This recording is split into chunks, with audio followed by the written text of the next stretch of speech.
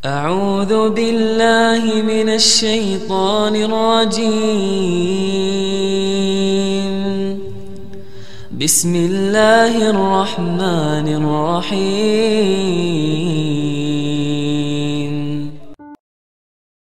Artinya doa Rabbi syrahli sadri itu benar-benar memudahkan urusan. Termasuk kalau misalnya kita lagi ada masalah sama seseorang, kita doa, ya Rabbi mudahkan urusan saya. Mudah enggak? Kalau kurang mudah, berarti kita belum benar-benar jujur dalam kalimat kita kepada Allah. Jujur gimana? Kita yakin enggak sih Allah yang memudahkan urusan kita? Kalau kita yakin banget, Allah akan tunjukkan keajaiban yang luar biasa. Seperti cerita kemarin tuh, dua orang yang saling berhutang kan, yang satu memberi hutang dan bertanya, siapa saksinya? Kata yang berhutang, Allah saksinya, boleh enggak? Kata yang memberi hutang, oh boleh, Allah itu sebaik-baik saksi dan itu jujur, yakin gitu. Coba kalau kita lakukan itu sekarang, mungkin kita akan dikhianatin, akan dirugiin sama banyak orang. Kenapa? Karena enggak yakin banget kepada Allah SWT. Masih ada sedikit, setitik ragu. Ntar kalau dia bohong gimana? Bukankah ada Allah? Ntar kalau dia lupa gimana? Bukankah ada Allah? Ntar kalau dia berubah pikiran gimana? Bukankah ada Allah? Ntar kalau dia hilang tiba-tiba nggak membayar hutang gimana? Bukankah ada Allah? Bukankah ada Allah? Ini jarang kita ucapkan. Kita masih ragu walaupun kita mengatakan hasbiyallah, hasbunallah. Makanya jarang ngelihat keajaiban. Padahal kalimat itu kalimat-kalimat yang mukjizat, powerful. Sebagian mungkin pernah dengar cerita Imam Hasan Al-Basri. Kalau Imam Hasan Al-Basri salah satu ulama generasi tabi'in, generasi kedua. Ceritanya Imam Hasan Al-Basri ini pernah bikin seorang gubernur Baghdad namanya Hajjaj. Ini Hajjaj ini gubernur yang sangat jahat, sering membunuh orang soleh, termasuk sahabat Nabi pernah dibunuh sama dia. Imam Hasan Al-Basri pernah bikin gubernur Hajjaj itu tersinggung. Kapan? Ketika Imam Hasan Al-Basri diundang ke rumah gubernur Hajjaj bersama beberapa ulama yang lain, beberapa tokoh masyarakat diundang ke rumah barunya, istana gitu. Jadi Raja Hajjaj ini suka bikin istana terus pamer. Ngundang nih, diundang orang-orang penting, minta semacam testimoni gitu, minta komentar. Jadi kalau bahasa kita mah nge-posting di sosial media, terus nunggu gimana menurut kalian. Jadi yang komennya tuh macam-macam ditungguin sama dia. Nanya ke setiap orang yang tamu yang diundang, gimana menurut kamu istana saya? Rata-rata mengatakan ini bagus, istana pertama yang saya lihat yang paling indah segala macam. Bahasa-bahasa memuji lah. Dan gak jujur. Begitu giliran Hasan Al-Basri, ya Syekh Hasan, gimana menurut Syekh tentang istana saya? Syekh Hasan mengatakan, saya sama sekali tidak tertarik dengan semua ini. Sesungguhnya apa yang ada di sisi Allah lebih baik daripada apa yang ada di sisi Anda. Ini ucapan Hasan Al-Basri. Karena lagi ada acara makan siang kayak gitu, banyak orang, Hajjaj menahan emosi. Dia tersinggung banget, marah sebetulnya. Akhirnya udah selesai obrol-obrolan, makan, pulang. Saat pulang, Raja Hajjaj mengutus 2 orang prajurit untuk menangkap Hasan Al-Basri di tengah jalan. Suruh bawa balik lagi ke istana. Mau dia apa? Mau dipancung. Karena dia suka mancung orang soleh. Tangkap tuh Hasan Al-Basri. Di tengah jalan didatangi pengawal raja, kemudian dibawa lagi ke istana, mau dipancung. Begitu Hasan Al-Basri berhadapan dengan Hajjaj, Hasan Al-Basri kemudian berdoa di dalam hatinya.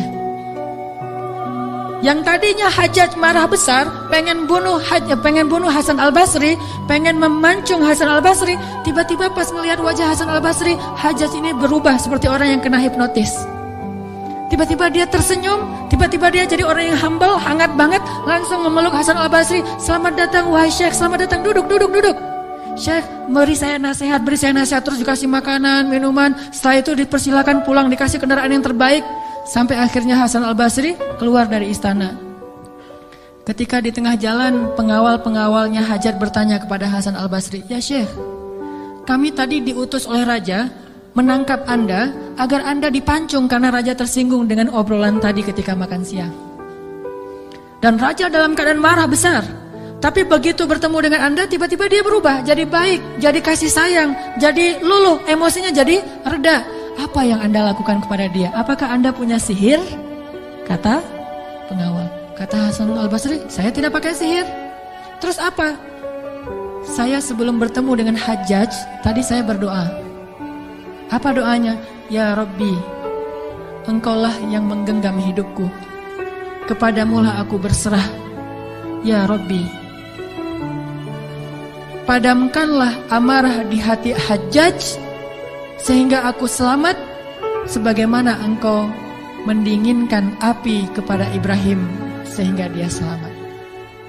Ini yang dibaca oleh Hasan Al-Basri. Ya Allah, padamkanlah amarah di hati Hajjaj sehingga aku selamat dari kezalimannya sebagaimana Engkau menyelamatkan Ibrahim dari api yang panas. Tiba-tiba Allah padamkan marahnya. Ini namanya zikir, doa powerful. Kenapa? Karena hati Hasan Al-Basri itu benar-benar bergantung kepada Allah itu 100%, gak ragu sama sekali. Gimana pun pengawalnya banyak, tidak membuat dia ragu kepada Allah. Allah lebih besar. Gimana pun kuatnya Hajjaj, tidak ragu kepada Allah. Allah maha kuat. Sehingga kalimat yang sesuai dengan hati, Allah tunjukkanlah keajaiban kepada Hasan Al-Basri. Langsung luluh, langsung berubah dari marah menjadi sayang kepada Hasan Al-Basri. Kenapa kita jarang melihat keajaiban? Karena ucapan kita itu belum selaras dengan hati kita. Gak yakin-yakin amat sama Allah. Sering bilang la haula wala quwata illa billah, tapi kita masih yakin ada kekuatan lain yang mempengaruhi hidup kita. Padahal kata Nabi kepada Ibnu Abbas, kalau semua orang berkumpul dan ingin menolong kamu, mereka tidak dapat menolong kamu kecuali dengan seizin Allah. Kalau mereka semua berkumpul ingin mencelakai kamu, mereka tidak bisa mencelakai kamu kecuali dengan ketetapan Allah. Allah, Allah, Allah, di tangannya lah segala kebaikan, di tangannya lah segala kerajaan. Tabarakalladzi biyadihil mulk wa huwa ala kulli syai'in qadir. Percaya enggak kita dengan ayat itu? Jawab dengan hati kita masing-masing. Kalau kita percaya, baru terjadi keajaiban dalam hati kita. Pernah menghadapi orang marah? Pernah? Sering kan? Siapa yang marah? Istri. Tahu gimana kalau istri lagi marah? Oh, belum tahu ya. Ya udah deh, ganti contoh. Orang tua deh, orang tua. Saya lupa aja nih kalau saya di hadapan para jomblo fisabilillah. Kalau istri lagi marah, padamkan marahnya itu bukan dengan hadiah dunia dulu. Itu buat kita ragu sama Allah dan mengandalkan materi. Pas marah, tunjukin mau ke Lombok, Bali, Jogja atau Maldives. Pasti dia pilih Maldives tuh. Pas dia pilih Maldives, kita nangis. Kenapa? Dananya gak cukup. Makin marah dia tuh. Jangan nawarin materi dulu untuk meredakan marah seseorang, karena kita akan bergantung kepada materi itu. Ternyata ampuh. Kalau dia marah, saya kasih tuh brosur doang. Kalau lagi marah, nonton yuk. Pelan-pelan reda marahnya, berarti efektif. Nonton cukup bagi saya. Pas lagi marah, ada kafe baru loh, enak tuh makanannya, terutama tuh misalnya green tea-nya, milkshake tuh paling enak tuh se-Bandung. Reda marahnya, milkshake cukup bagi saya, kan? Bukan hasbi Allah, hasbiya milkshake. Kenapa bisa gitu? Karena ketika kita mau meredakan marah seseorang itu kita menggunakan materi.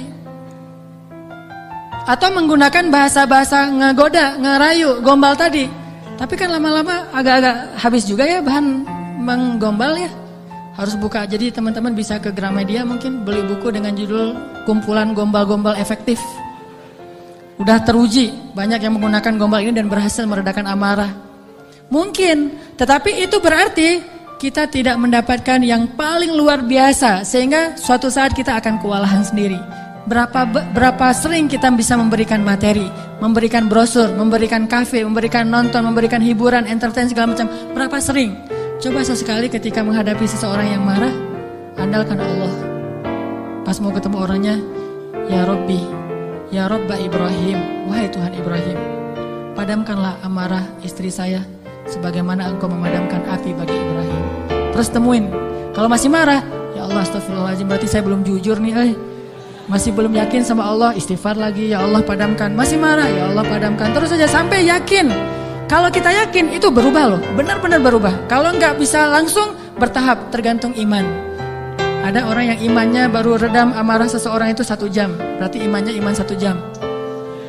Ada yang setengah jam, ada yang 10 menit, ada yang begitu ketemu berubah langsung. Sampai orang yang marah itu juga terheran-heran. Kenapa ya? Saya tadi sebetulnya lagi sebel banget sama kamu, tapi pas ngelihat kamu jadi berubah, kenapa ya?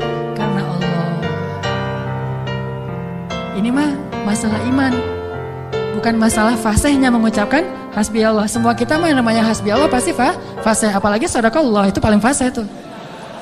Sadaqallahul azim itu fasih banget. Kenapa? Apalagi baca 1 juz pengen sadaqallah cepet-cepet kan? Itu fasih. Bismillah fasih, hasbi Allah. Insya Allah tahsin hasbi Allah wa ni'mal wakil. Malah kita kadang-kadang kalimat hasbi Allahnya tuh lebih keren daripada sahabat loh. Kalau sahabat kalimatnya cuma gini, hasbunallah wa ni'mal wakil. Kalau kita hasbunallah wa ni'mal wakil, ni'mal maula wa ni'man nasir. Coba lihat, panjangan siapa ucapannya? Panjangan kita kan? Sahabatnya cuma sedikit, Ibrahim lebih sedikit lagi, hasbi Allah, segitu doang. Kita rame, oh jangan cuma hasbi Allah, tambahin dong, jangan terlalu irit-irit dalam berzikir. Rame aja di broadcast soal panjang pendeknya zikir, tapi dua-duanya nggak powerful, nggak ngaruh.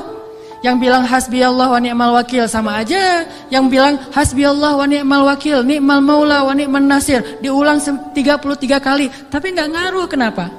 Karena nggak jujur, hanya fasih di lisan, tetapi tidak fasih di hati. Harusnya kayak Imam Hasan Al-Basri, begitu dia katakan demikian, doanya langsung berubah. Termasuk doa tadi, Allahumma ajurni fi musibati wa akhluf li khairan minha. Ya Allah, beri saya pahala dalam musibah saya, beri saya ganti yang lebih baik. Selama apa sih Allah kasih kita ganti?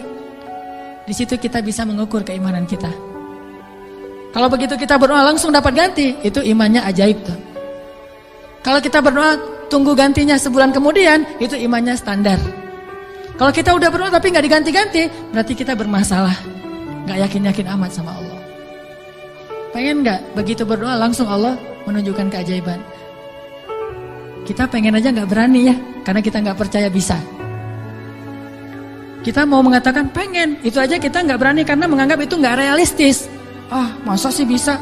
Bisa kalau kita yakin kepada Allah. Kalau kita nggak yakin, kalau kita bilang nggak bisa, kalau kita ragu bahwa Allah bisa menunjukkan ajaib kepada kita dalam hitungan detik, terus kemana kalimat kun fayakun?